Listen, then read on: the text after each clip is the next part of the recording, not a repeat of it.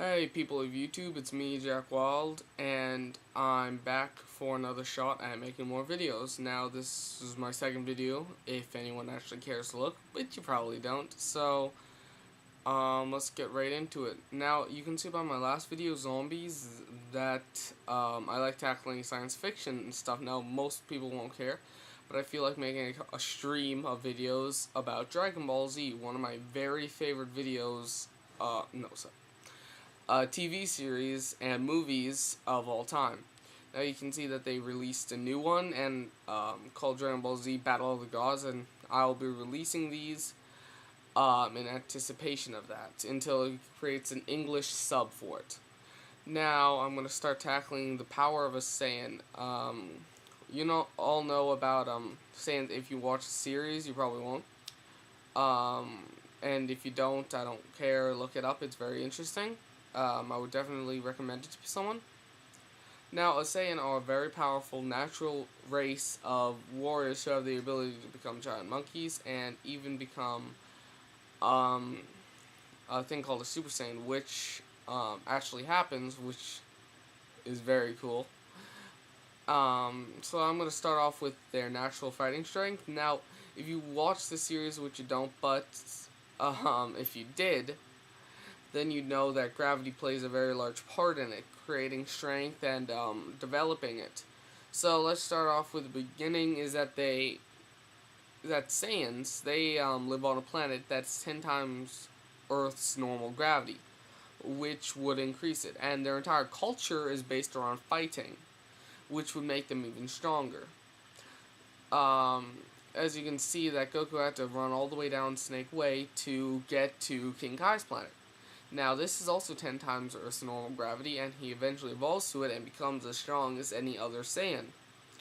Now, he's a Saiyan, but I believe that if humans worked there, they'd probably become about as strong as one. And because their culture works around Saiyans, they would actually be very strong themselves. Karate experts who do black belts and such. Who have black belts would be probably, if they worked at 10 times normal gravity, they would be probably the equivalent of a normal Saiyan because they all do karate or tai chi or whichever. And that's probably how they became so strong, because their bone density and muscle mass from the extra gravity would increase and densify, making them stronger. And so on to the point of the giant monkey thing. I'm going to put that down to recessive genes having the ability to reappear. I'm not the best, but this is what I'm putting it down to from my knowledge myself. Now, the way a Saiyan becomes a giant monkey is through the thing called Flux waves. Flux wave? Anyway, it's a kind of wave that is bounced off the moon. What happens is the sun hits the moon, and it has to be a full moon, by the way, and it bounces off. Now, as the sunlight bounces off, something from the moon gives it something called flux waves, which, when hit a Saiyan, it makes them giant monkeys. Now, the way I'm putting it down to a giant monkey is because that's because I can't really think because I'm putting it down to scientific reasons, and I can't come up with anything else that's anything else really. So the reason I'm going to say this is that recessive genes are things that our body has cast off that's unnecessary. Like human beings, we used to have gills. We could have very well had genes. We could have multiple heads, and we could have had more ribs, or more hair, or tails. But our bodies discarded that gene because it found it unnecessary. Now, for Saiyans, chances are they could have very well devolved from the giant monkeys. Now, hear me out here. Imagine a giant forest with tons and tons of oxygen and lots of food.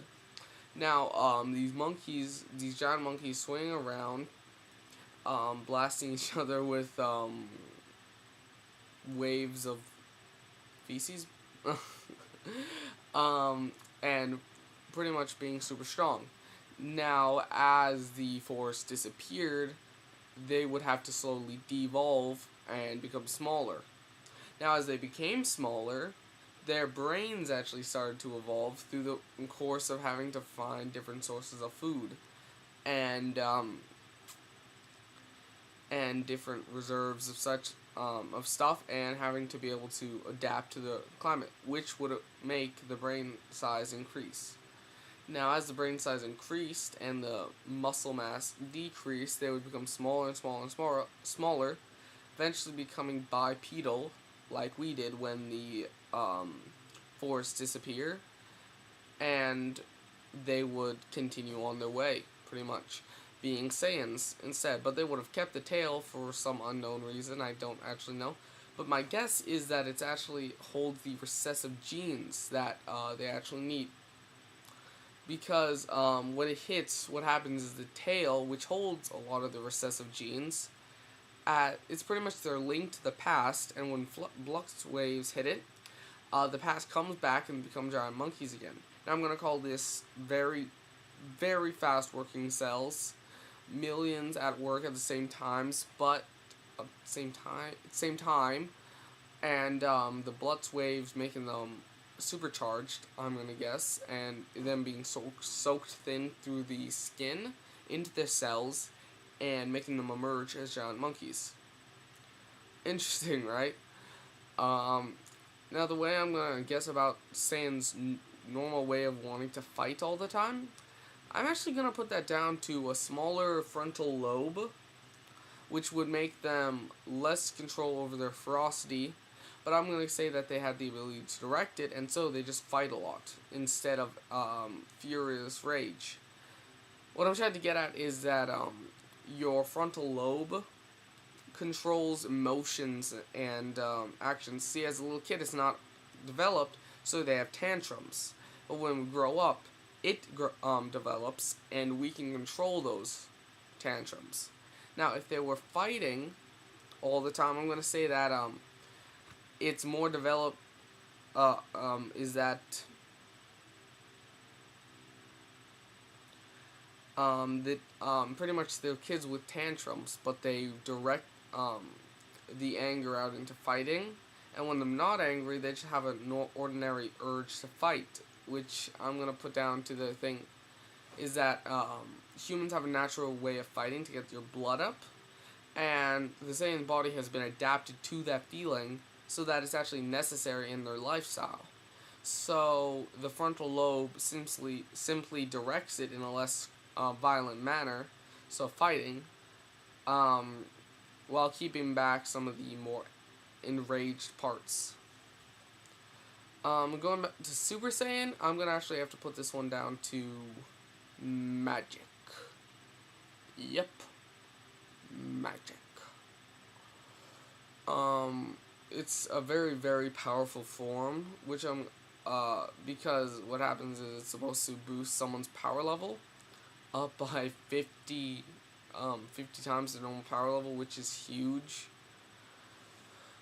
And Goku achieves it after a death, then Vegeta, then practically every other Saiyan in the entire show, just for the sake of simpleness. And the actual way for it to happen, I cannot explain, nor do I think it's just an event of TV absurdity. I can't think of anything else. I don't really think that it would be effective to think of anything else. I'm hoping to do the next one on Piccolo. Piccolo, what kind of slug he's a bit like, how does he survive only on water, and his regeneration ability, which, if you watch Dragon Ball Z, is very freaky. Okay, well, bye, see you next week, hopefully, or something like that.